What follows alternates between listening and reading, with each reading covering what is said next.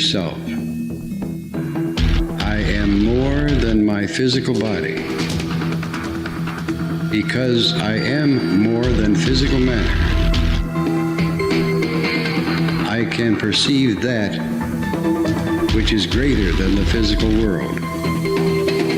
I deeply desire to expand, to experience, to know, to understand, to control, to use such greater energies and energy systems as may be beneficial and constructive to me and to those who follow me.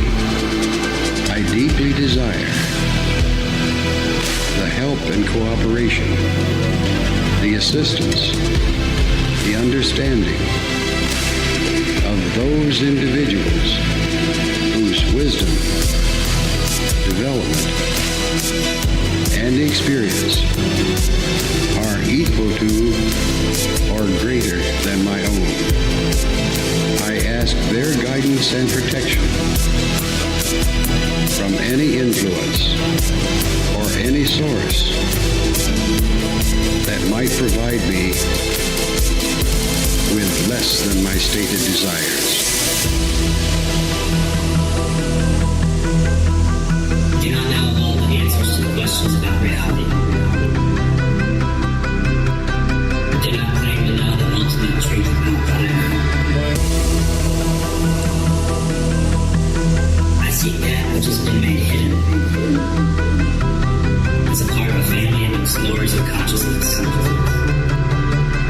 I'm the void one.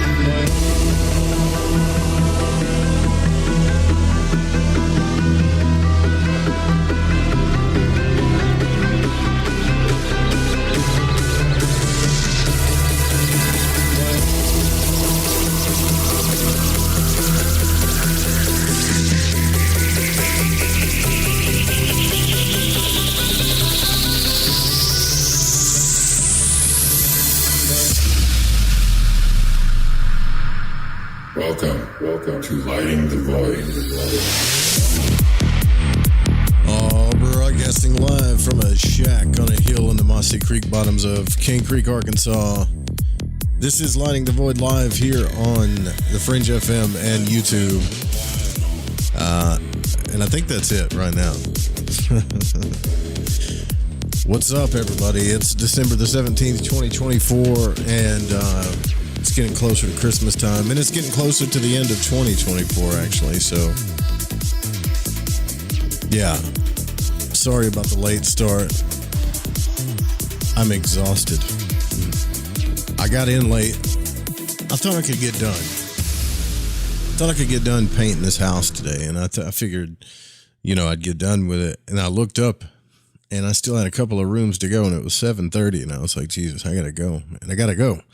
So I just rolled in here, actually. But, I wanted to talk tonight a little bit about the hypnagogic state, and then we'll get back into what we were discussing before. But, man, I keep having the same damn thing happen to me, and I've studied the hell out of it. And, I know that there's going to be paranormal explanations for it, things like that. But just hear me out, okay?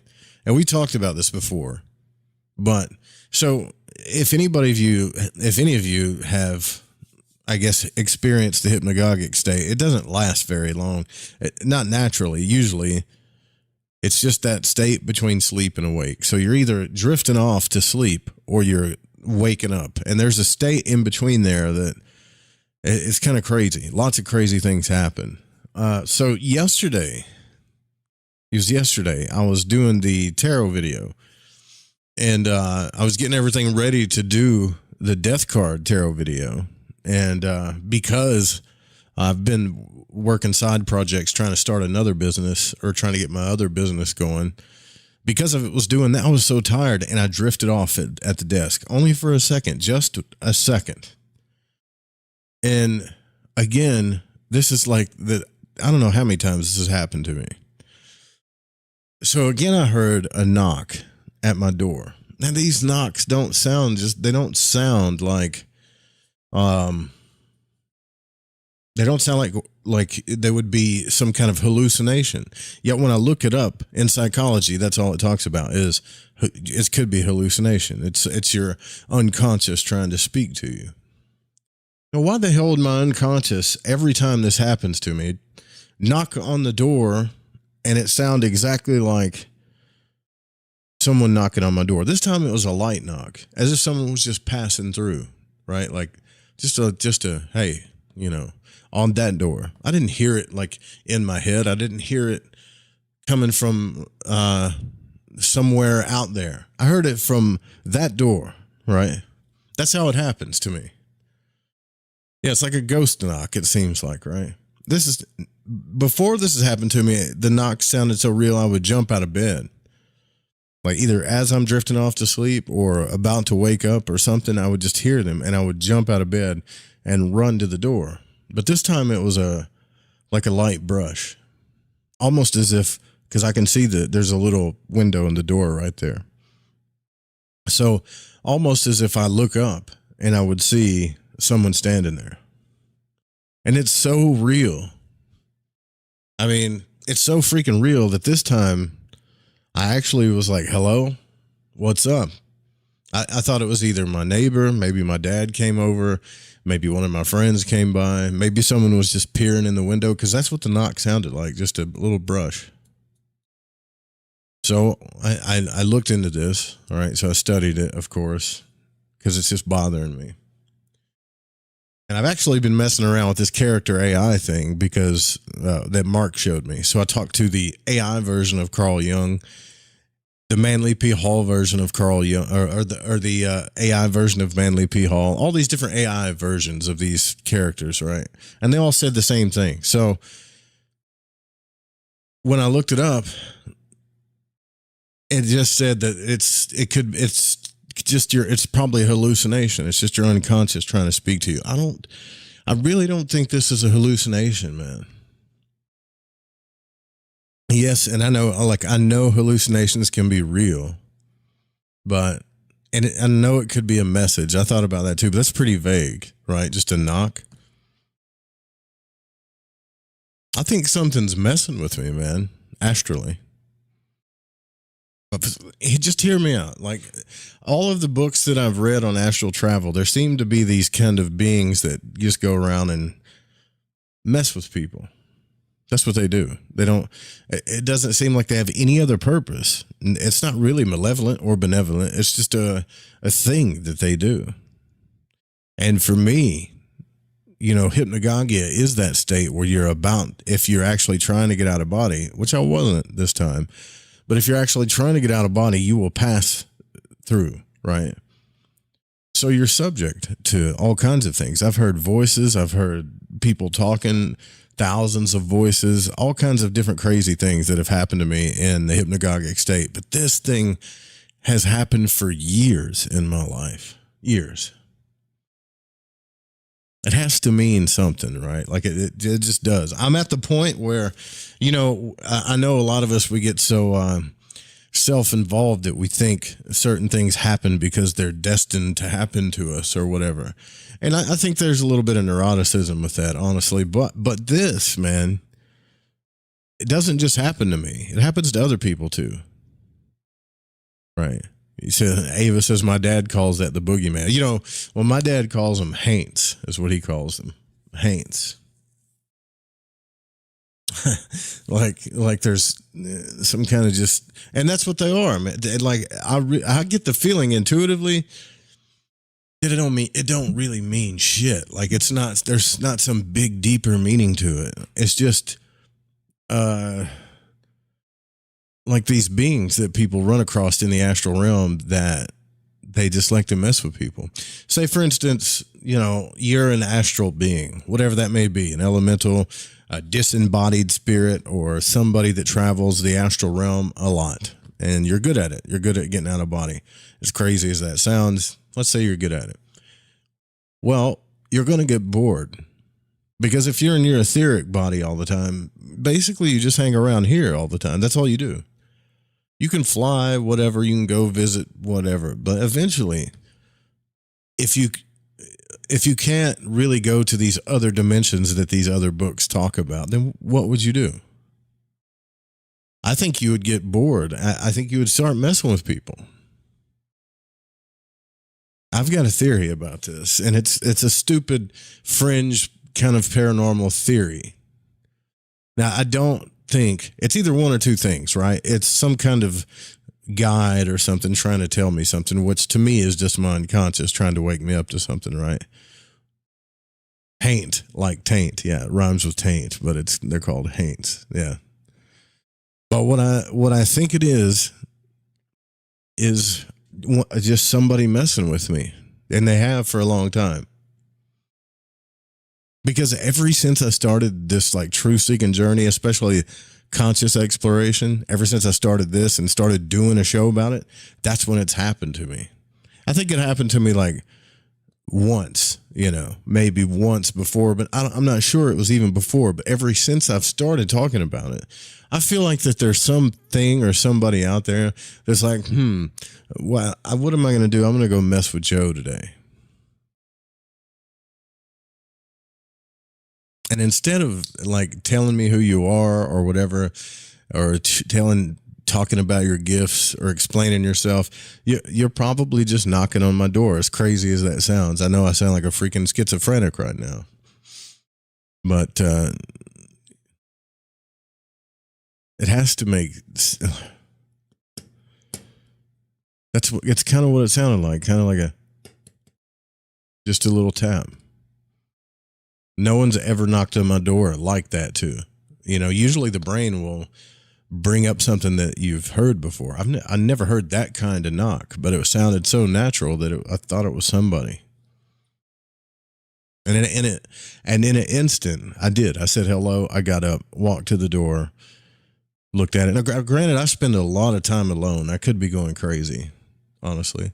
I do spend a ton of time alone, either in my head studying stuff or listening to the radio, honestly. So it could be my head messing with me, but I don't think so. This has been like a recurring thing that's happened to me. The only other person that I've talked to about it is Dan. Dan Lopez came on here and said the same thing used to happen to him, and people would tell him the same thing. It's a hallucination, whatever, like you're tripping, or it's a guide. But if you go back and listen to his videos when he talks about this knock, the fourth or fifth time it happened to him, the door actually creaked open. No, and before you say this, like, no one's coming up here pranking me. No one's gonna, it's too scary, man. I live way up on this hill in the complete dark. There used to be a street light out here, but there's not anymore. So no one's going to walk, I don't know, it's at least 100 yards up a hill in the dark to this little bitty light where I am and knock on the door. Unless you're in the astral realm. And I say that because the few times that I've gotten out of body that have been extremely vivid as far as the ethereal projection goes, the really good ones, not the ones in between or the times I've gotten stuck, but the times that I've really had good OBEs, the darkness outside isn't exactly dark. It's lighter. You can see. So for example, and I don't know about you, but for me, like if I was to get out of body right now, it's pitch black out there, If I was to get out of body right now and go outside, it would be almost like the evening time. Like you could see. Maybe it's the wind. No, it wasn't the wind. This was a knock. I mean, no. No, this was a legitimate knock. It's happened to me so many times. So, all right. So before, I got a little bit of a rant I want to get into before we get back into this text. By the way, this is a fascinating text by Scott Rogo. I did not know this stuff about Robert Monroe. I feel like I have studied astral travel and the people that claim to have gotten out of body probably more than most. I feel like I have. I feel like most of us have. But I didn't know that Robert Monroe possibly wrote under different names, okay? And that he talked about sniffing glue to get out of body. I don't know. I'm still trying to find that article, by the way. Christy Bailey says, exactly, there's a light at night. Yeah, if it's almost like if you get out of body at night and it's pitch black outside. Most of the time, if you have a really good etheric projection, right? Most of the time, it's going to seem like it's light enough, almost as if there's a full moon out there, like you could see, which is weird because technically you don't have eyes to see. Your eyes are in your body. So what are you really doing? Anyways. So we're on the part where he talks about projection through visualization. Now, most systems for out-of-body travel recognize the crucial role played by visualization. Oh, I know what I was going to say. I had a little rant I was going to say. There's one thing I can't stand, okay? And I went through some emails the day before yesterday, but there's one thing I can't stand is hypocrisy. None of us here, me or any of the phone callers that I'm aware of, have ever claimed to be teachers or gurus or anybody special. Just truth seekers. I'm sure we all got talents and things like that, but I know a couple of these people that wrote these emails. Now, some of the things I just want to say that you're complaining about, make sure that you're not the first thing you should make sure before you start pointing your finger at the world. This is just me. All right. Because next time I'm going to freak out. I'm going to get angry because I can't stand this stuff. If you're going to point your finger and talk about, I don't know, let's say, truth. I'm tired of the government lying to me. I'm tired of this person lying to me or that person lying to me or whatever. Okay. If you're really a spiritual person, like you say you are, which that's up to you. No, I don't care if you are, and I don't judge you either way. It's the hypocrisy that bothers me, right? Then don't lie to people in your personal life. It's just weird to go around preaching about, I'm being lied to when you don't tell the truth. Another thing, too, is you don't hear me or a lot of other people that call into the show preach about health a lot. So I see a lot of these people going around talking about organic stuff and health and all these things. I get emails about it. Why don't you talk about this? And specifically from one person that I know personally. And I hate to even say this, but the shit that you put in your body, you got no room to talk about it. I think we're all on a journey of seeking truth, but there is a spiritual side to this thing. And the spiritual side first is to do our own work, not point our fingers outside and say, well, they're doing this, and that. Well, we're not even you don't see me talking too much about make sure you eat organic food and blah, blah, blah, because I eat like crap sometimes. Just keep the hypocrisy down. That's all I'm saying. Anahata Prana said, fantastic topic. I left a voicemail. Well, damn it. I should have had the phone up. Sorry about that. All I'm saying is we're all human, right? So if you're going to rant about something, which I love rants, make sure you're not doing that thing that you're pissed off about, Like this meth and cokehead I know that's going around preaching about glyphosates and all kinds of stuff in the food, and yet they're shoving Drano down their system all the time. It just don't make sense, I think you're just trying to find something to be mad about. If you live that lifestyle, then, I'll shut up. I'll listen. But if you don't, why the hell should anybody listen?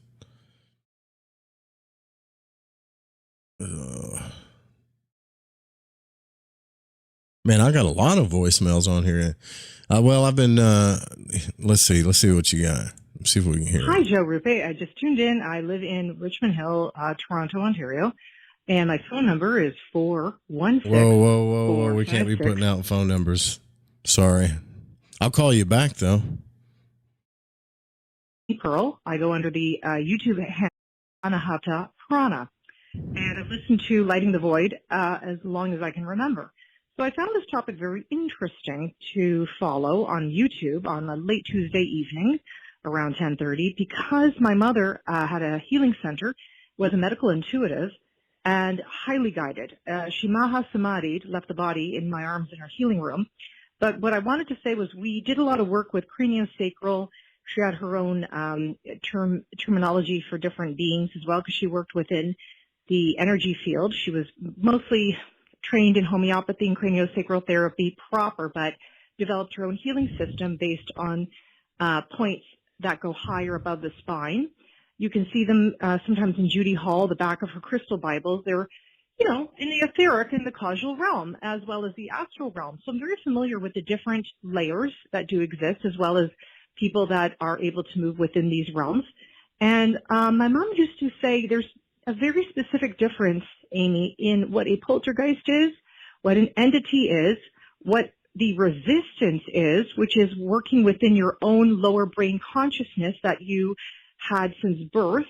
Often people want to create a polarity with it, but you can't change something from the place that created it. Therefore, if we are both the potential, Gretel used to say, that's her name, Gretel. She would have been 77 on Saturday, by the way, and she's still a guide, so she's still with me. She's just not in the physical. My mom believes, yes, a lot of what you're saying is true. It's not that they're bored. It's that if an anatomy is taught to us within bone and physical tangible, nervous system, lymphatic system, et cetera, they too have an anatomy. But their anatomy isn't in a body, it's in a bigger expanded field. So sometimes if it works against the evolution, or let's just say from your lower to higher, as an example, there will be residual. And my mother would say it's the trickster. So now we have categorized, and you can count it on a hand, different, I would say, schemas that aren't socially constructed in any way. However, we do need to label them. That partake in our world, they can leak over from astral. I do believe that there is something to be said for that reason why they're with you. It's not accidental. And my brother and I often discuss in our dreams how that works too. So if we don't have, like, Teal. I got cut off. I think there's a 3-minute limit on my voicemail. So you're saying that, I think I understand what you're saying. So then what does that mean? Does that mean that, like, they're just passing by my door, or they just happen to, or whatever it is, the energy that it is, it just happens to be here, and it's like, oh, maybe I'll just knock on the door and, I mean, see if he hears me or something. Because, like, when we read a lot of these books about the astral, one thing that most of the travelers, I wouldn't even say people things that just exist in the astral realm, just even astral travelers like to be noticed. You ever notice that? Like when you read Monroe's books, or I wouldn't say Buellman, but other books, texts that we've read, right? Like they want to be seen. And when I got out of body, like I'm talking about something different now than what you called, but thanks for your call, by the way. Sorry, I almost gave your phone number out there, but when I got out of body, man, like the first thing that I wanted to do was be noticed. Like if I could just get, like, my son Corbin to notice me, or my dad, or one of my friends, or just anybody to, like, see this, it would freak them out. And I know they couldn't see me. So then the next thing I tried to do was start trying to knock on things or move objects or whatever, because when you have an experience like this, you want to share it, right? So I don't think it's that. I think it's more of like what you're talking about, what the caller called in and talked about. It's more like some kind of energy that's always been there with me. And I think it just knocks on doors sometimes. I don't know why. You can't think of anything else to do, or I just haven't noticed, like what else is, if it's doing. If guys, and feel free to email me. Email me about anything. It's just like some of you, I know you, and like I'm willing to hear your complaints about life, the world, and all the bad people and all this other stuff, but like just try to do this stuff on what you're preaching about. Try to do it yourself. That's all. It's kind of irritating as a friend. I'll just say as a friend. Let's say if I was shoving a McDonald's burger down my face and I started talking about MSGs and whatever, right? I would hope that one of my friends that was sitting next to me would be like, hey, listen, this is kind of annoying. I don't want to hear you talking about health while you're shoving that down your face, right? Kind of the same thing for like other subjects. So anyways, most systems of out-of-body travel recognize the crucial role played by visualization. And Lancelin recommended visualization as a method for directing the out-of-body voyager to a desired location or a friend, while Muldoon suggested visualizing oneself in a mirror and then merging with it to induce the experience. I don't remember that part. That's kind of trippy. Visualize yourself in a mirror and then merge with it. Both the Tibetan yogis and the mini Keelers communicators listed scores of visualization techniques designed to help the student leave the body. And even the Jewish Kabbalist realized the great power of mental imagery. It should not be surprising, therefore, that whole systems for leaving the body have been based on this process alone. Visualization is very powerful, right? So, visualization and mental imagery are great psychological enigmas, and we know relatively little about the mind's inner pictures, yet the power of mental imagery has been known for centuries. The ancient Egyptians believed that images held in the mind could materially affect the physical universe, and that one could bring about a desired event merely by visualizing it. Hermetic magic, which developed around the philosophy and occult teachings of the Egyptian teacher Hermes Trismegistus, contended that thoughts contain physical properties and that by manipulating them, one could control the world. I don't know that he said you could control the world anyways. So it was also believed that spiritual development was inherently related to mental imagery and the uses one could make of it. Another occult belief was that by holding a mental image in mind, you become imbued by the qualities of the visualized object. The ancient Egyptians did practice a thing, what's called what is it called? It's not the invocations, the assumption of God forms. So they would take on the energy of some of these gods, like for instance, Thoth or Hermes or whatever. Do a ceremony and a prayer and a whole like invocation of this god energy, and then become that energy. It sounds a lot like pretending, but to them it wasn't pretending. You actually, after the ceremony or after you did this thing, you are imbued with that energy, like you are that thing, Practice what you preach. That's it. Yeah, that's it. That's just, I guess I ranted about that because I've always, I like to be around people that do for themselves, think for themselves. I'm just comfortable around men, women, doesn't matter. Like, think for yourself, be your own leader. And like good leaders don't, like if they try to get you to do something, or if they're, passionate about something, they won't ask you to do something that they wouldn't do themselves, right? Kind of like the whole "we were soldiers" thing, right? And then they don't bitch about stuff that they, don't do themselves, right? It just doesn't make sense to be like me bitching about tobacco and nicotine. Oh, it's addictive and it causes cancer. It's so terrible. Yeah, it is. And, these companies, they don't care. All they care about is profit. Yeah, here I am Lighting up a cigarette. See how it works? Wouldn't make any sense. Although I know the truth about it. Like, see how, anyways. Parapsychologists today have learned that imagery strategies can help people gain access to their ESP powers and even produce mind over matter effects. And many psychics use visualization techniques to look into sealed boxes and perform other tasks, while other gifted subjects can move objects by willfully visualizing the act.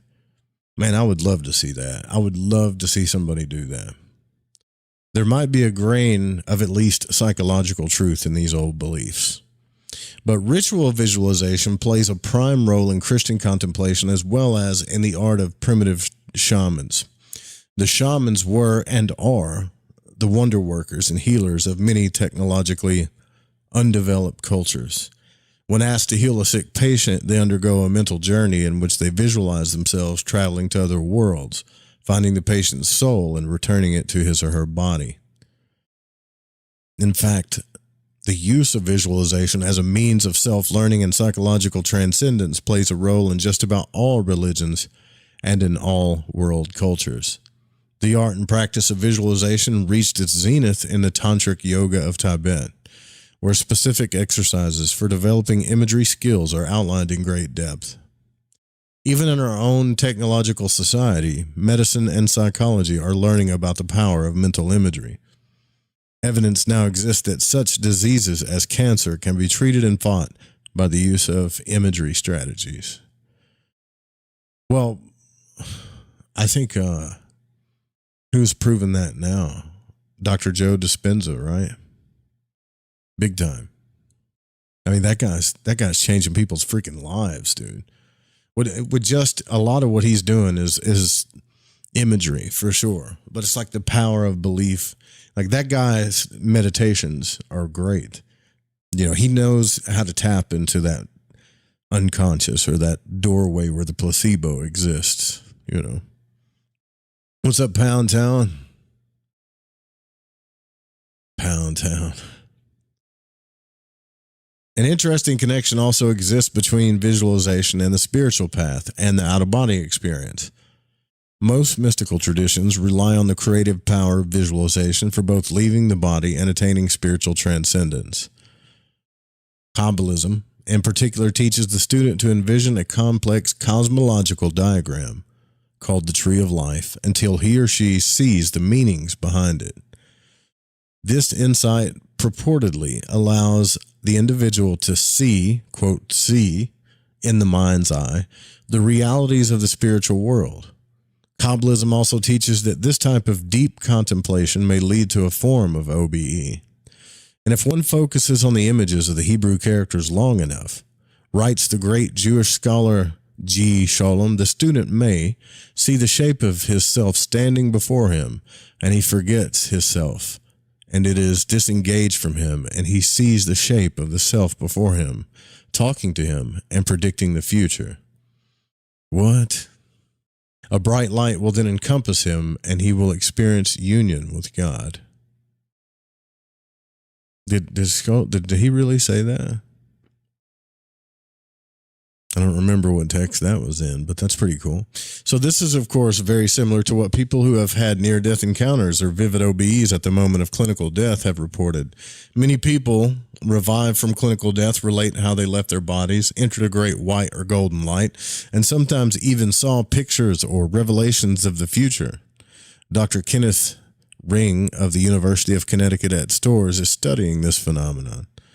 These parallels suggest that some forms of Kabbalistic visualization were meant to induce a form of near-death or OBE experience. I wonder if that's what caused one of my really heavy first OBEs, because that's what I was doing most of the time. But I was just doing, all I was doing was the neophyte rituals. That's it. Which, by the way, are rituals that I still do today, but specifically then, that's all I was focused on. And I had no idea, none whatsoever, at all, that they would help induce or premeditate an OBE, but I do think to this day that they did heavily, helped with it. In fact, I'll go as far to say this, like, and I think I told Trey this, I forget who I told this, but if you are obsessed with having an OBE, like you're fascinated with out-of-body experiences, and at the same time, are disciplined enough to do daily ritual, like daily middle pillar rituals or daily banishings or any kind of ritual kind of like that daily, it will help trigger an OBE if you're willing to do it. What's up, Donovan?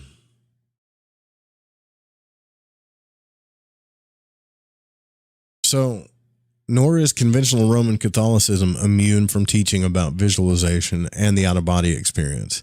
Saint Ignatius of Syria wrote a spiritual manual in the 1st century AD, in which he advocated visualizing holy scenes as a means for achieving ecstasy.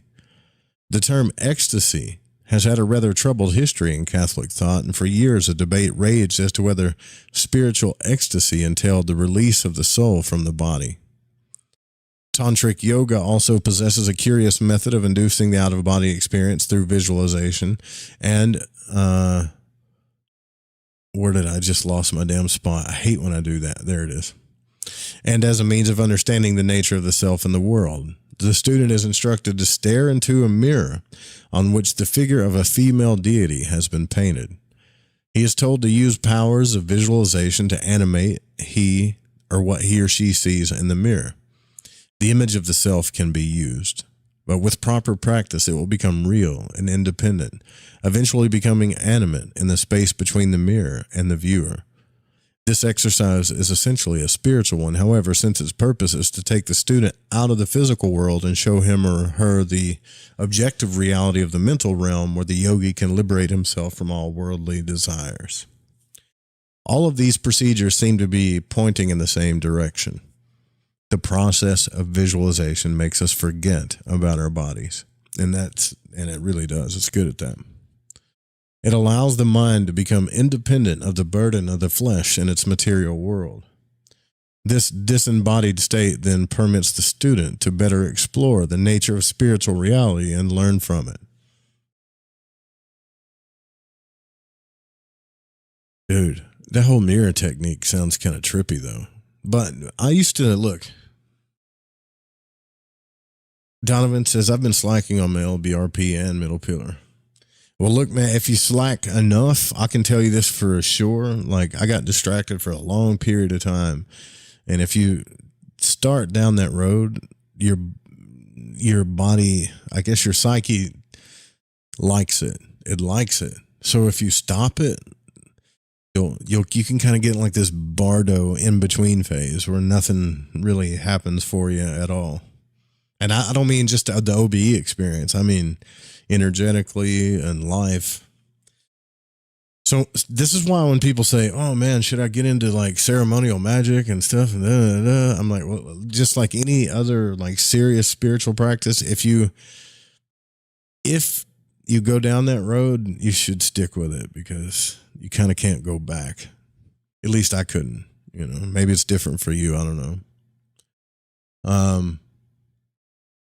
But back to like what they were talking about with the mirror and stuff, dude, like get on it because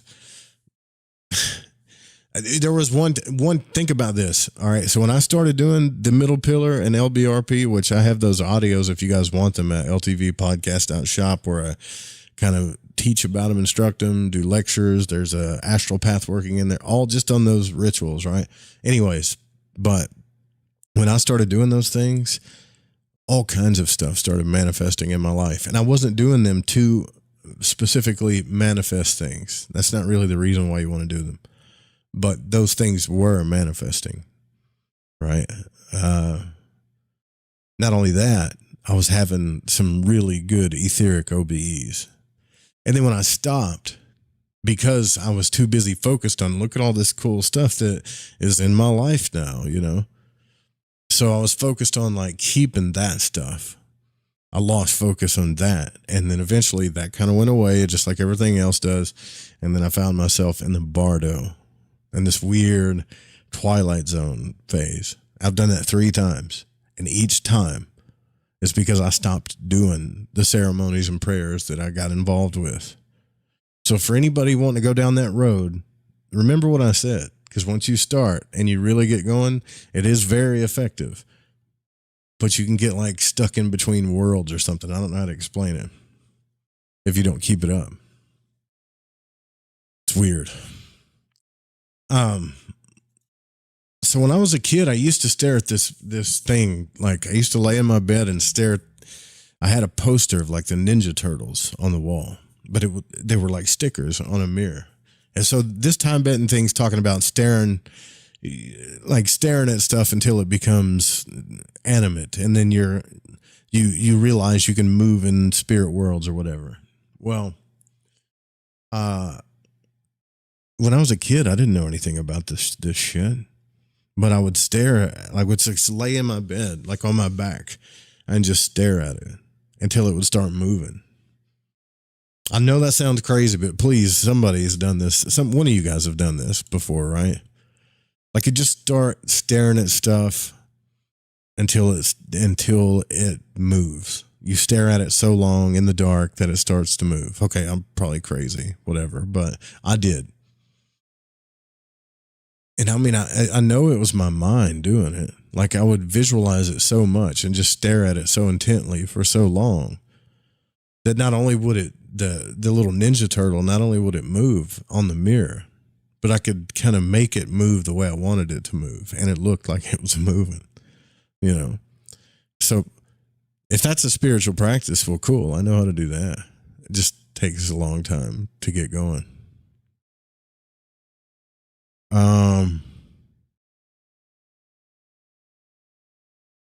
Visualization may lead to different kinds of OBEs than we have been discussing. Virtually all of the induction methods surveyed so far have been based on the assumption that the astral projection entails the release of some sort of soul vehicle from the body, the so-called astral body, about which Muldoon wrote so much about, the phantom double of the French fluidists, the etheric body of the occultist, that's why I call it the etheric double, and so on. Yet many people who undergo spontaneous out-of-body experiences do not perceive themselves as anything like such a form. For instance, during the course of her case collecting, Celia Green found that 80% of her correspondences described themselves as being totally disembodied while out of body. This finding has been confirmed by Dr. Susan Blackmore at the University of Bristol in England. She polled 172 students at the University of Amsterdam about any out-of-body experiences they might have had. While 34 students reported affirmatively, only 4 had perceived themselves as occupying a phantom body during the experience. Most of them described how they merely floated about as a point in space, were contained within only a vague amorphous shape of some sort, or had no awareness of how they were traveling at all. This data may indicate that the acronym out-of-body experience is actually a generic term under which we have been placing many different phenomena. There may indeed be different forms of the out-of-body experience. Yeah, we need to start categorizing this a little more. And one may entail the release of a soul body, while the other may be the simple release of consciousness. Hell yeah, I agree with that. We need to be more specific, because when we talk about the subject, everybody's got a different story. And it's like, no, mine wasn't like this, or no, I wasn't really in my etheric body. I was in this kind of, state of light or whatever. Yeah, we should categorize this stuff better. The phenomenon of disembodied traveling has also led some authorities to believe that the OBE experience is not really the release of consciousness from the body, but a form of perceptual anomaly in which some aspect of the perceiving self momentarily views the environment from a perspective other than the physical body. They argue that the out-of-body experience is therefore a perceptual illusion and not a genuine psychic phenomenon. This issue, of course, is moot. Well, how can they argue that? Well, it's just a different point of view. That to me sounds like when I'm talking about what's right and wrong, how, what's really right and wrong. Well, that's just a different point of view. It's like, no, well, you should know what's right and wrong. There's no point of view about it. It's also like being out of body. How's that just a different perspective? I mean, I get that you're viewing from a different perspective, like physically, locationally, geometrically, whatever you want to call it, from a different point in space. But that's not the same thing as saying, oh, well, you're just changing your perception. What do you mean by that? Like I'm not in my body. I'm seeing my own physical body. Not only that, I'm seeing other things that happen in places that my physical body doesn't exist. So how is this just some sort of perceptual shift?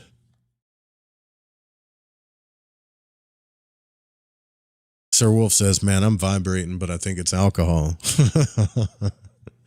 That's a different kind of buzzing, man. Anyways, yeah, that's a different kind of buzzing. All right, so we got to do the break thing here. Listen, you guys, the Fringe FM is off. It needs your help bad, right? So it can't just come down to like me and Gigi, the only ones that are supporting the radio station, man. We need your support. So I think we got to get up to like $84 or something to pay the licensing, get it turned back on, all that stuff. So technically I'm breaking the law right now. So if you can support the station, we'll be right back. Yeah, I definitely can't play this song.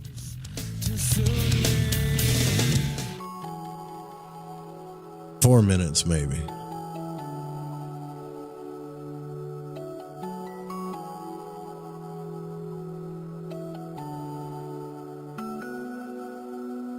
Inside my head, there's a little place left for you.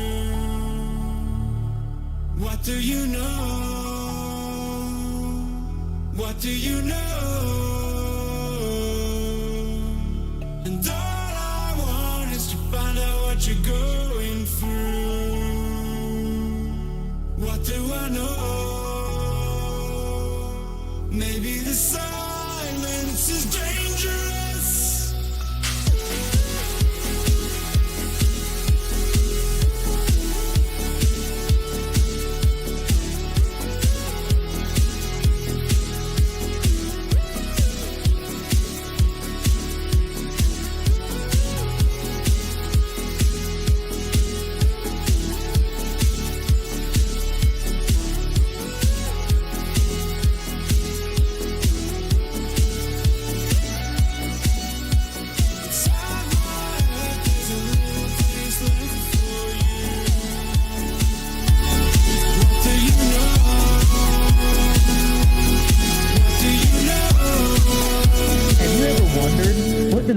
Say for me, or will the next month or the next year be more favorable?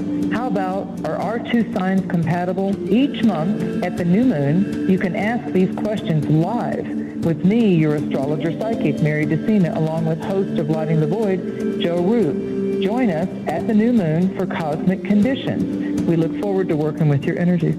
Every new moon at 7 p.m. Pacific, 10 p.m. Eastern, right here on Fringe FM. Are you intrigued by Paranormal Talk Radio? You'll love the new Paranormal Radio app from TalkStream Live. You'll find a great selection of talk shows covering UFOs, ghosts, strange phenomena, and much more. Download the Paranormal Radio app now and start listening to the very best in paranormal talk entertainment, including the network you're listening to right now, the Paranormal Radio app. Free in Google Play and the iOS App Store. And we're live here outside the Perez family home, just waiting for the... And there they go, almost on time this morning. Mom is coming out the front door strong with a double-arm kid carry. Looks like Dad has the bags. Daughter is bringing up the rear. Oh, but the diaper bag wasn't closed. Diapers and toys are everywhere. Ooh, but Mom has just nailed the perfect car seat buckle for the toddler. And now the eldest daughter, who looks to be about 9 or 10, has secured herself in the booster seat. Dad zips the bag closed, and they're off. But looks like Mom doesn't realize her coffee cup is still on the roof of the car. And there it goes.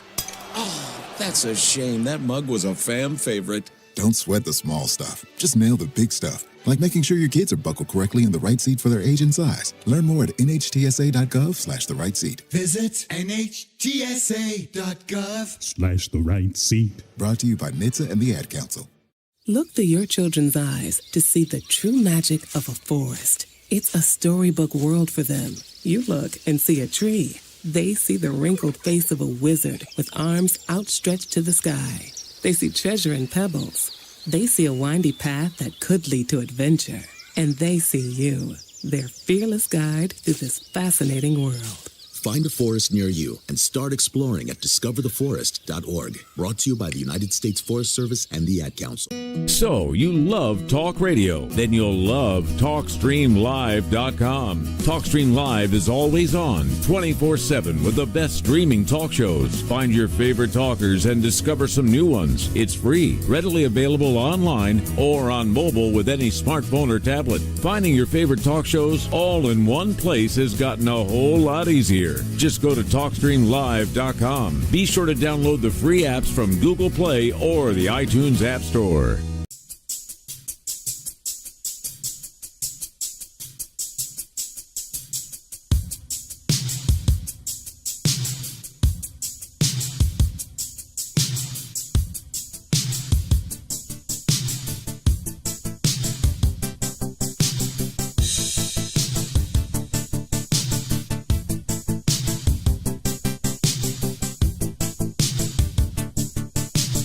Broadcasting from Forest Tower Studios, all the way from the Deep South. Now, here is your host, Joe Root.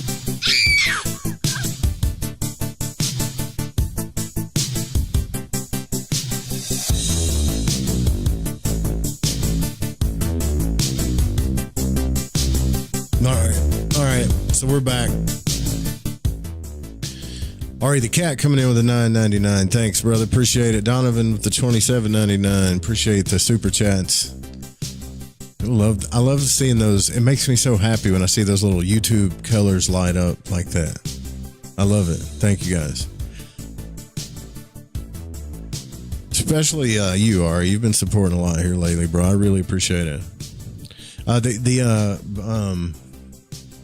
Well, yeah, I appreciate it. You guys can't tell I like color. I went a long ways to get those little neon chat boxes. I almost fried my computer just so it'd look cool when you guys chatted something. So, yeah. All right. So let's get back into this text here. So we're going to go over some, Rogo's going to go over some OBE visualizations.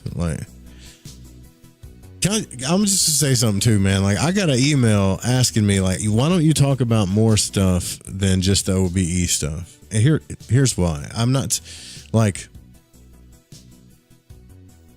yeah, I tried logging into your tip page.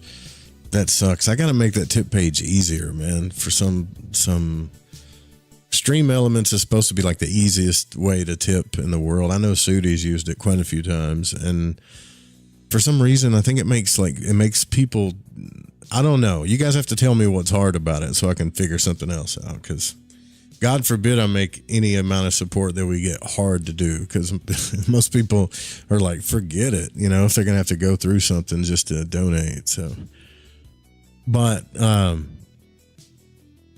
what was I saying? I was saying something about, I got ADD like hell right now tonight. So the reason why I talk about OBs a lot, okay, is because, one, I'm super passionate about it.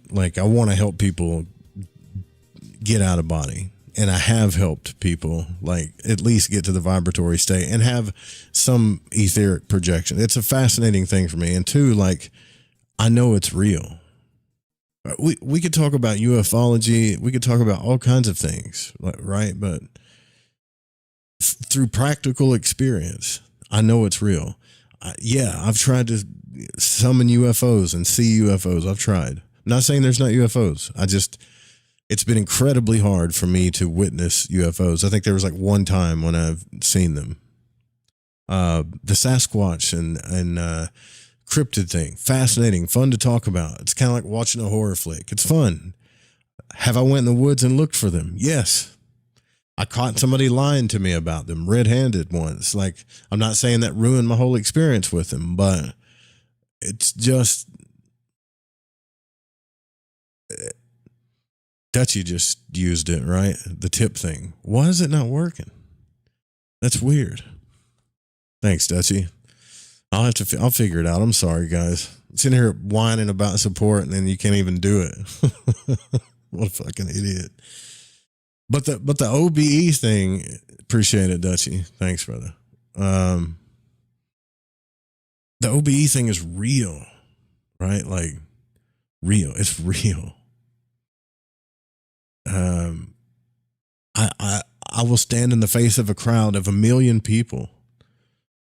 1 million people, and just they could be like, you're wrong, you're schizophrenic, you're crazy, you're whatever. Like, they could say whatever, man. They're not going to convince me that it's not real. It's real. And I'm not talking about lucid dreaming. I'm going to say this again. I'm not talking about lucid dreaming. I'm not talking about remote viewing, even though that's really cool. Okay. I'm not talking about just feeling like you're floating, even though that's part of it. I'm talking about being a ghost, man. Like, for me, getting into my etheric double, witnessing myself sleep, witnessing reality as it's happening. While my body is unconscious, I guess it's not moving, whatever, is real. And because it's real, I harp on it. Like, I want to explore it more. I know it seems like I'm beating a dead horse, but I want to explore it way more than I do, you know. Same thing with like magic and the occult. Even though I don't push on that as hard, because there's still some aspects of it that I'm kind of like, to be honest with you, a little worried about. But that's real too. We'll get into that too. And I think these two worlds run together for sure. And we could talk about psychedelic experiences till the cows come home. But honestly, I don't want to broadcast to you about the psychedelic experience unless I'm having one or I just had one, which that might happen here pretty soon, actually. I really appreciate the emails and the feedback, though. It helps a lot. It really does. So, whatever the case, visualization exercises may be the key to this curious form of the out-of-body experience. And such an experience would certainly be normally classified as an out-of-body experience, since the consciousness would be experienced as free floating in space and would be capable of making detailed observations from that perspective. Various formal procedures of leaving the body through visualization strategies have come to us from numerous sources. The key ingredient in most of them is simple. You must learn how to visualize your whereabouts from a perspective independent of the body. And this strategy is to be practiced until you can shift the focus of your awareness out of the body at will. And one simple procedure currently taught by many so-called mind dynamic outfits is as follows. Now, he's going to go over but I'm going to tell you about how I do this, okay? So let's go over his real quick. So he says, select a room where you want to be undisturbed while you practice. Sit in a comfortable chair facing a bare wall or some sort of blank field. Staring at a blank motion picture screen or a white sheet draped over an entryway will suffice. The view should be obstructive, so move any furniture or other objects out of your peripheral. So just stare at like something blank. Now place a simple object, a vase, a book, an ashtray or whatever, directly in front of your line of vision. The blank wall will serve as a backdrop, and the object should be simple in design with as little decoration as possible. Now stare at the object until you have virtually memorized everything about it, including shape, design, color, and contours. Now close your eyes and visualize the object in the room itself. Do not merely imagine this, but recreate the room and the object in your mind's eye in proper perspective and proportion. Do not imagine the mentally created room in your head, so to speak, but out there, just as though you had X-ray vision and were seeing it through your closed eyelids. As soon as the image fades or you cannot hold it any longer, open your eyes and refresh your memory about what the room looks like, and then just repeat the process. Now, that's the preliminary exercise. You could do this for 15 or 20 minutes a day, but the key is to keep doing it without fail. And once you have mastered the exercise, you can go on to the next phase of the program. Repeat the above process with a clock in front of you and memorize the time. Close your eyes and visualize the clock. Watch your mental clock tick away. And after several minutes, open your eyes and check the time on the real dial. If the time is roughly the same, your power of visualization is rising. Now, what does all this have to do with leaving the body? The answer is you'll gradually be learning to project some aspect of your mind away from the body. Now, that's cool and all, what he's talking about. But I still think you should train your what I call the magical eye. So I have this like audio you can get. It's called Magic Temple Fundamentals. And the way I'm trained to visualize things in that audio is how I was trained in magic to visualize things. So, but the idea in magic, for instance, like let's say you're tracing a pentagram or whatever. Most people will tell you, use your index finger or a dagger or whatever, trace the pentagram until you imagine a blue flame, like a gaslit stove, a blue flame, right? And you're supposed to visualize that.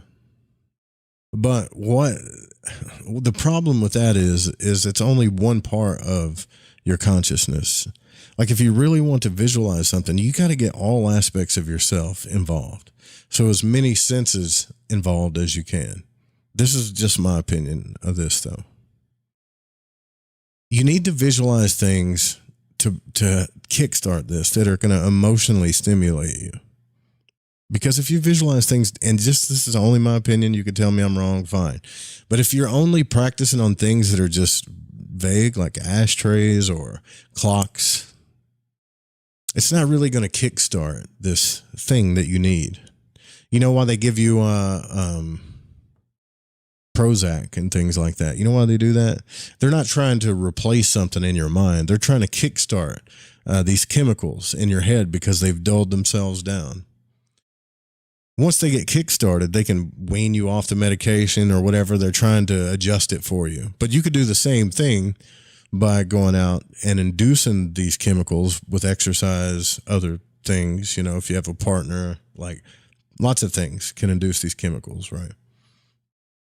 But the same thing with visualization. Like, would it be easier for you to visualize a face of someone that you love, or not easier, would it stimulate you more if you visualized a face of someone you love or an ashtray or a clock? For me, it has to be something that rouses emotions or nostalgia for me. So if I visualize a face of someone I love, immediately my emotions are involved. And what that does for me is it kicks up my other senses, right? Everybody talks about Darius Wright. I've tried to get him on the show before. Trust me. So I do this with things that emotionally stimulate me. So if I visualize someone like someone's face that I love, my emotions are going to get involved. A lot of other senses are going to get involved, like touch. Like I'll probably know how they feel, how they smell. Like intricate details of their face, things I adore. Same thing with like other things in life, like a flower. For instance, like I love roses. So if I visualize a rose, now this isn't to get out of body. This is to train what I call the magical eye, right? So if I visualize a rose, especially like let's say a blue rose, it doesn't have to be, let's say your favorite flower. You know what it smells like. You know what it feels like in your hand, right? So you can begin to actually not only just see it, but you could see the details of the flower. You could use a flower if you want to, but I like to imagine one. You could see the details, feel, how delicate the petals are, smell it, and all of this stuff will start happening as if your mind thinks it's real. Right. This starts to kickstart all kinds of things inside you. So things that emotionally stimulate you, like people, or things that you like that give you emotional stimulation, like flowers or certain things that are colorful, or animals, maybe. Like I forget all of the stuff that I went through, like in my exercises, but for instance, like you could say your cat, you know what it looks like. You know what it feels like when you pet it. You can almost feel the cat purring when you pet it. And if you get really involved with it and your emotions get involved, it'll almost be as if you're there. Now, the same thing, I'm not just saying this as an OBE thing, but the same thing will happen when you're doing banishing rituals and ceremony and magic. At first, you think, well, I'm just drawing fake pentagrams in the air. But see, the idea is to bring the astral into the physical, to merge the two worlds together, which sounds preposterous, but it's not preposterous for this reason. Both worlds exist. Okay? Do you remember when I told you that story about when I was a kid that I saw this like dwarf thing in my doorway, and I was freaking myself out before that thing appeared in my reality? So in a sense, I caused myself to hallucinate, but that doesn't make it not real. And if you read Carl Jung, you'll understand what I'm talking about. Maybe no one else saw it, but I saw it. This is how, like, when you read certain grimoires in magic, when they say, I saw this angel or I saw this entity or whatever, is they've trained their magical eye so much that they're actually bringing these astral images and forms into their reality, into their consciousness. So a good magician, after a while, and I know some occultists aren't going to agree with me on this, and I don't give a shit, but after a while, you won't just be tracing a blue flame when you draw a pentagram. At first, you'll do it with your eyes shut, so you can imagine it while you're training your eyes. Then you'll do it with your eyes open, as if imagining that flame is right there at the edge of your fingertips. And then over the years, what'll happen is you'll see it. It sounds crazy, and I hate even talking about it because it makes me sound like a lunatic, like I'm a lunatic. But that's that energy that you had when you were a kid, before your parents told you it's just your imagination, or people started saying you're crazy or whatever. Like as you got older, you lost it, so you're just getting it back. Now, I can't draw just like an ashtray or a clock or something that's mundane that I don't give a shit about. I can't bring that into fruition from the astral in my vision. Like I can't do that if I don't care about it. This is why ceremonial magic is so hard at first, right? Because you don't care. Most people don't care about a pentagram. There's no emotional involvement in that. Well, imagine there's a blue flame on the end of your finger and it looks like, just like you lit a glass, so magic, but you still don't care, right? So when you learn how to work with the things that, things that you love, start with the things that you love. That's what I would say to do. Start with those things so that you can see that this is real. And then it'll bring up an excitement in you where you can use things like ashtrays and clocks or draw pentagrams and bring them from the astral into the physical because you know it's there, it's real. But even if you don't, I'm just saying this, you do enough ritual, enough ceremony, even if you don't care, eventually you're going to start noticing, like it's almost like you slip into a state of hypnagogia, almost. So if you're vibrating a name and you're drawing a pentagram, you'll actually see the blue flame. You'll see it. I remember when that happened to me at first, and it didn't even register because I was just going through the motions. right? And I was like, wait a minute. Did I just see that? Like, I had to ask myself, or was that my imagination? And the weird thing is in that place, if you're in the right place during the ceremony, you won't know, you can't tell the difference between what's real and your imagination. That's what the astral is.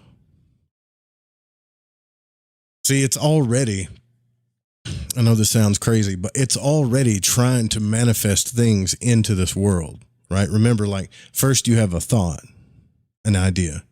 Let's say you have a thought like, I don't know, a chair.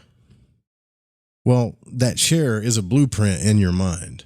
Then you have to draw it out or whatever. Then you get your tools out and you build the chair and you bring it into reality, right? You're the tool that brings the image into reality. But it doesn't mean that image doesn't exist in this conscious place, right? It just means it exists in a different vibration. And so in order to bring that idea, that archetype, whatever the hell it is, closer to the physical reality, we have to do more things to bring it closer to us. This is why magic works. When you start stacking things like smells, colors, sounds, correspondences, things like that, it enhances the energy and brings it closer to the physical. You do it enough day after day, and it really enhances the energy, right? But it's not just going to appear out of thin air, especially for everybody else to see. Like, I don't know anybody that has that kind of magical power, but you can do it enough to where you can see it in the physical realm. You remember, like, Terrence McKenna, right? When Terrence McKenna was talking about talking to the machine elves, what were the machine elves doing? He said that they were making these weird sounds. I wish I had the clip from it or whatever, right? But they were making these weird sounds. He was almost like speaking in tongues, whatever. And they were pulling stuff from their heart, and they were showing him, like, look at this. And he was looking at this stuff thinking, wow, this is amazing. Of course, he was on DMT at the time. But he was looking at this stuff going, wow, this is amazing. This is incredible. And they were telling him, don't give in to astonishment. Just pay attention to what we're doing. Focus. And what they were doing was bringing stuff from their heart center, right? Which is what we're supposed to be living from. Not our head, but our heart. They were bringing stuff from their heart center into the astral. And he thought intuitively, if I could just take one of these things that these machine elves, or whatever the hell they are, if I could just take one of these things and bring them into physical existence, it would change everything. Well, from my experience, anything in the astral that you've created, like in your mind, it has an energy behind it that wants to come into existence. And it only has two ways of doing it, either through natural law, which ends up coming through in like coincidence to us or synchronicity, or by you visualizing it in a place where you are the only one that can see it.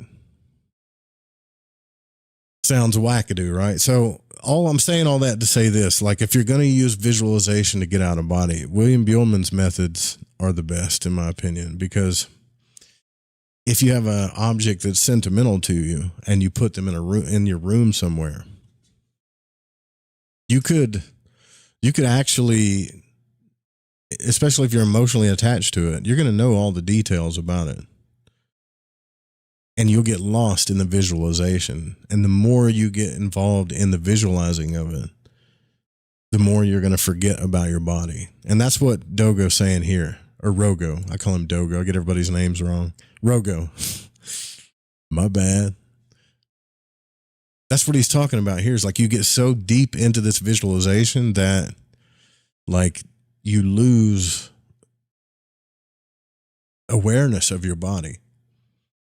And eventually you just forget about it, What are y'all talking about? KFC. That must have been Sudi must have started that. Are you talking about visual? I'm a master at visualizing KFC. Surprisingly, it does tend to manifest shortly thereafter. Yeah. Well, you know what? Like whoever invented KFC, I guess I guess what's his name? Colonel Sanders or whatever. He visualized that. He's like, damn, I'd really like some fried chicken that tastes and looks like this and those biscuits and blah, blah, blah. And not only did he make it, he made a franchise. So now everybody's involved with him. I got lost in that. So what does all this have to do with leaving the body? So the answer is that you'll be gradually learning to project some aspect of your mind away from the body. By practicing how to create a mental replica of the world with which you can perceptually interact with, you're learning to make a jump from the real world to a mentally constructed one. And if you practice hard and long enough, this type of perceptual jump may begin to occur spontaneously. And this phenomenon will be experienced as an out-of-body experience. Steve Richards, a student and writer on yoga now living in Texas, has specifically written on the power that this exercise has for inducing spontaneous OBEs. After 2 weeks of this kind of practice, he writes, you may start having some spontaneous astral projection experiences. Don't expect too much at first.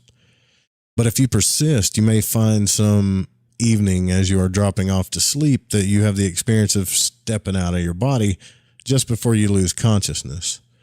These experiences will come most frequently in the late evening and in the very early morning. In other words, these exercises help train the mind to function independently of the cues we pick up about our environment through our senses. The mind then begins to function perceptually without any reliance on these organs, and that entails an out-of-body experience. But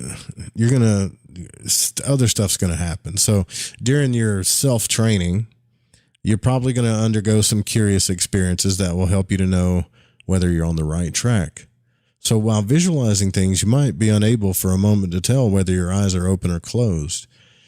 When you're about to go to sleep, you may suddenly find that you're seeing your room clearly, even though your eyes are closed.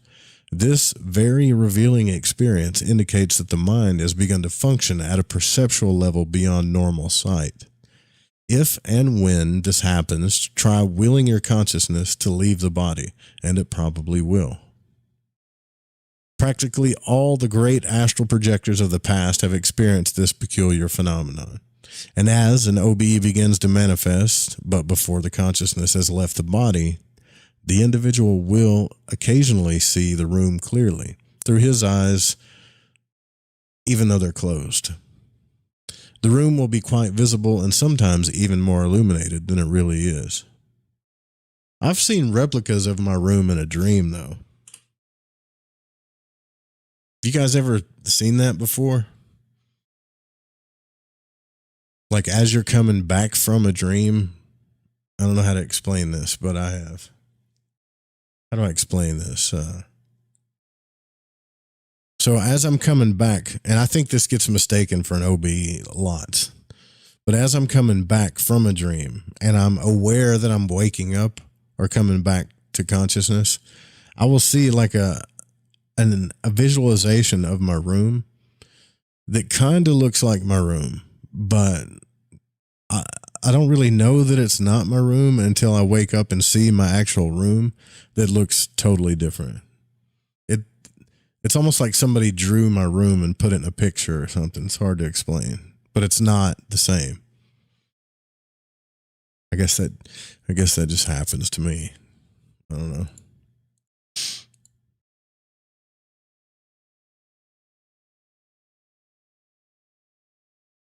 No. Checking voicemails. Hey, Joe, I just heard you talking about Bill Donahue, and I want to let you know that he might still be around. I contacted him about a year ago. He was in his 90s, but he might be a good guest.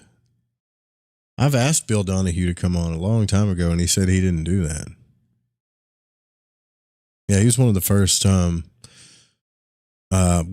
people I started listening to when I was into like Christian mysticism. You know. You guys still talking about KFC and meat? The chat room? Am I boring y'all that much?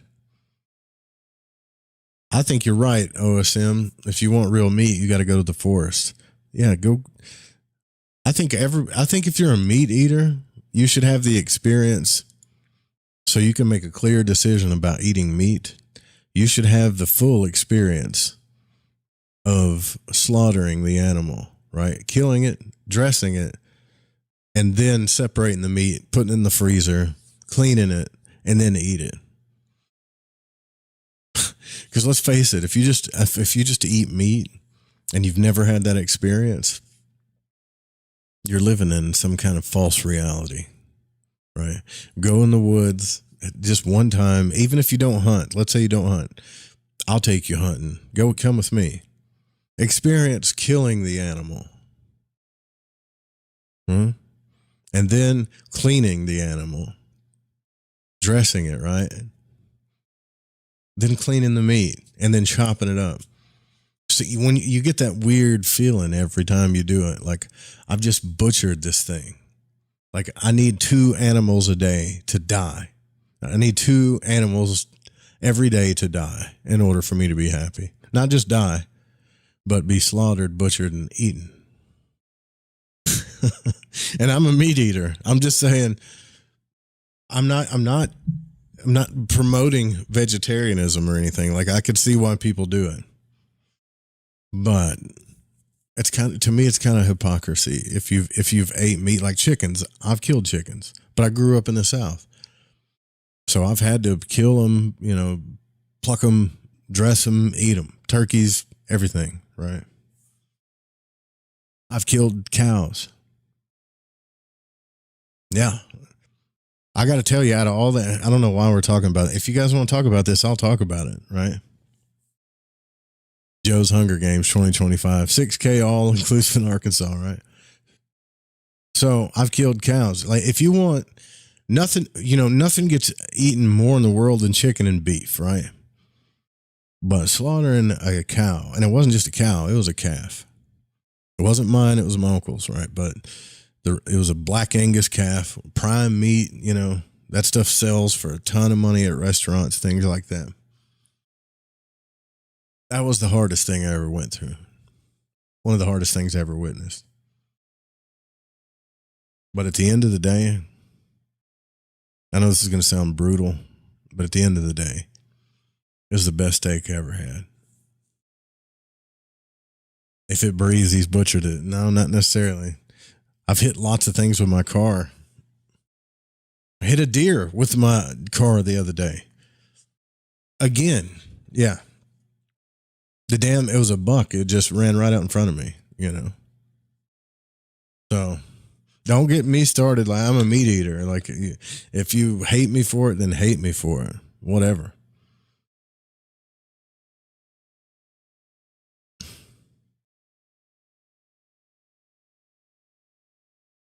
There's animals in the woods that kill other animals and that eat less than what we eat of them. Use them less, Sudi says it's me or the cow. Well, at the time I was just helping my uncle because he called me. He's like, "Come over here and help me," and I was like, "What the hell? What the hell do you want now?" I don't know why I did it. I had a bad feeling the day he told me to go help him, but whatever. But I've hunted deer all of my life, and deer meat is probably one of the healthiest things you can ever eat, ever. It's, you see a lot of videos on the internet about people bragging and showing off their hunting skills and shooting guns. And like, I grew up and did it so much. It's like, it's just boring to me to watch. So back to the out of body experience.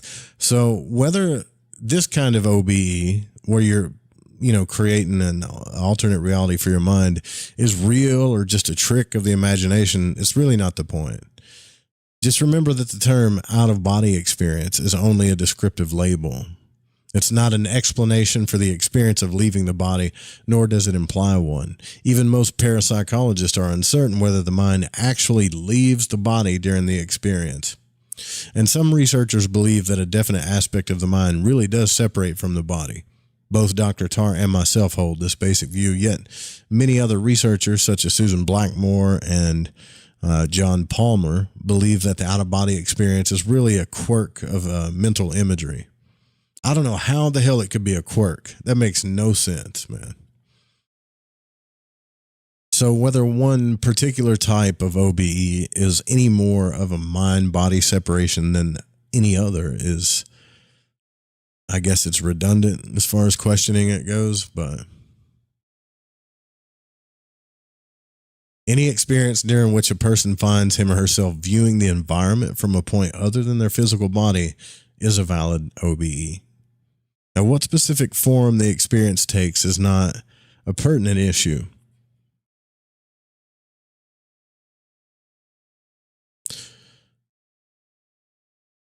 So the exercises we talked about before meant basically to incite spontaneous OBEs. Other exercises have been developed to induce and control the experience more dynamically. A complete system for OBE training and travel has been developed by Richard Green of Cambridge, Massachusetts, who published his program in a privately printed monograph.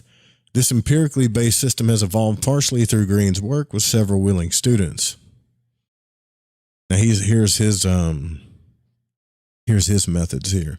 So step 1 is develop the ability to activate the imagination. This is, to me, this is one of the most underutilized things in the world, right? This is why Carl Jung talked about it so specifically. Like Carl Jung was, it's like, oh, what do you want me to do? Just give into my imagination? Yeah, exactly. You know. Mythical ass, what's up, brother? I've been butchering other things on Cyberpunk. So, hey, I'll take you guys. If you guys want me to go hunting and kill a deer, I'll put it on video, but you ain't going to like it. Like, you're going to get the full experience. It's not just going to be me shooting a gun and putting it on a short film so I look manly. No, you're going to get to see the whole deal. I'll take the phone with me while it's dying, you know, if it ain't dead. Usually I try to kill it instantly, but sometimes that don't happen. You know, you got to make sure you get a good shot, and then we'll hang it from a tree, clean it. I'll videotape that whole thing. Then you can watch me chop up the meat. You don't see those shorts on YouTube a lot, do you? What, Cyberpunk? Yeah, it's awesome. And there's no multiplayer, though. So, anyways, so developing the ability to activate the imagination is so profound, actually. It's like you have to do this. If you're in this place where your imagination is dependent upon anything else other than you, right? Like, well, I need to watch a movie or read a comic book or whatever just so I can get my imagination going. None of this stuff is going to work for you. Like, you got to get back to that childlike, vivid imagination and lose yourself in it. Because if you could do that, just that alone, you're going to have quite a few spiritual experiences just doing that. Since visualization is the key to Green's system, though, the student must first learn to construct and control mental images. The basic procedure is to learn how to hold simple mental images in the mind and sustain them. Anybody can conjure up a picture in the mind, but it takes practice to hold it there without it either dissolving or your ADD going off or being replaced by something else. So Green recommends beginning with certain occult symbols. This is the same thing that magical traditions recommend too. You start off with things like triangles, blue circles, black ovals, a yellow square, or a white crescent. It's funny that Green just said the Tatua cards, didn't he? A red equilateral triangle, that's a Tatua card. A blue circle, that's a Tatua card. A black oval, again, that's a Tatua card. A yellow square or a white crescent. Why don't you just say that? These are the Tatuas. Sit in a quiet place, select one of these symbols, and practice holding it in your mind's eye. You will have achieved your goal when you can hold the image for 10 minutes without losing it. Practice often, but use a different symbol for each session so that you do not become dependent on any particular image. Practice daily for at least 10 minutes. Step 2, learn correct breathing as an adjunct to the exercise. Talked about that. Step 3, here's a crazy one. Learn to transfer your consciousness into an inanimate object. To learn this skill, a favorite taught by many mind dynamics groups, place a cup or other simple object across the room from where you're sitting. And you can sit with your eyes open or closed. Now concentrate on the object and try to merge with it until you actually become one with the cup. The identification should be so complete that you experience yourself as the cup. This isn't as difficult as it sounds, and by focusing your whole attention on the object, you'll eventually find that your perception of the room and even your own body will momentarily begin to blur. This is a good sign, so keep practicing until your only conscious awareness is that of the object and your own mind.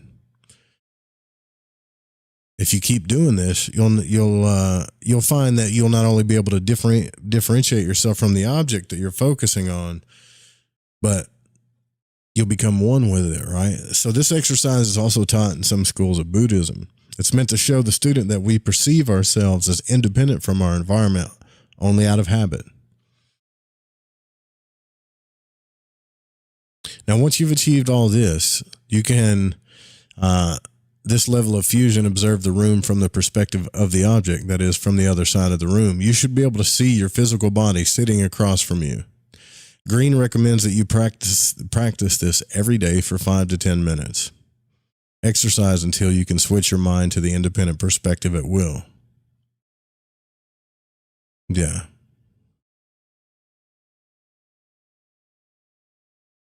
And then step 5, practice projecting the mind totally away from the body. That's pretty simple. We don't have to go into all that because we talked about all this stuff before.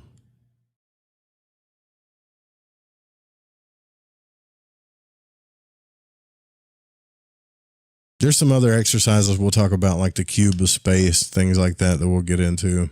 Maybe we'll get into it too tomorrow night. I'm beat for the night, though.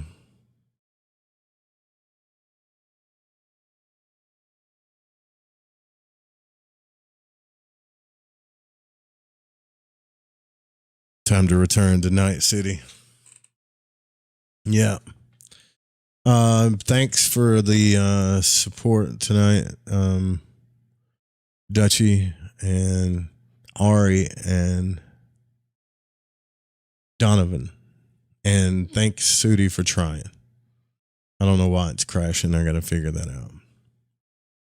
All of you guys, I love you guys. We'll be back tomorrow night. And then I got to go to Texas. We're going back to the Domex. Boy, man, I think I'm going to get Domec on the podcast, right?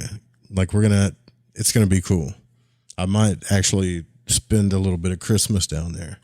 I don't really have Christmases anyway, so it might be fun to do that with a friend and a listener, you know. Don't want to get into all that, but growing up, my dad thought Christmas was evil. So any Christmases that I've ever had, doesn't matter who I was with, have all been like super nostalgic. I'll start crying like a baby if I start thinking about it all. Yeah, I might get on the game tonight a little bit before I go to bed, but I don't know. My gaming streams are awfully boring because I just hit the button and I just stare most of the time. But I might do that.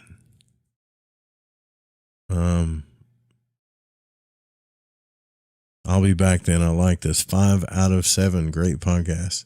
5 out of 7. It's 7's your high score, huh? Thanks, man. I don't know. I'm not trying to impress anybody either, which might be why I don't get that many listeners, but I appreciate it. Yeah. Perfect score. All right. Let's see. I'm going to go out on. I got to play the same music that I know I want. Oh, you know what? Okay, I know a couple of you aren't going to like this, okay? But YouTube keeps warning me about my intro track. And some people, I swear to God, they listen to the show just because of the intro. So I have to come up with another intro track that doesn't, there's a clip in there that somebody, Steezy, got from another DJ that they keep, I guess, hitting the channel with or something. It's just a clip. So if I don't change that, they're going to take down all of my stuff. So I might have to change my intro. Or there's other ways around it. I could just do the intro during the live broadcast and then cut it off for the recording. Maybe I'll do that. I don't know. It's just, I forget who it was, Ava or somebody else likes it. Maybe it was Ava. I forget. Anyways, love you guys.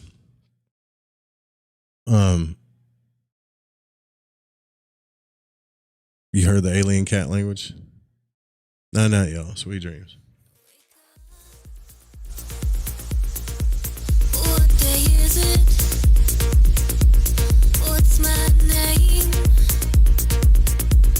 It looks like I'm alone. I guess it's life. I gaze out the window now. Guess I gotta get up and face up to what's up. I wish I could say. Have an OBE. I saw with relief, it was just a dream, I can fake it. Give me some relief, say it's just a dream, I can wait. I saw with relief, it was just a dream, I can't face it. Give me some relief, say it's just a dream, give me time, I'm still coming down.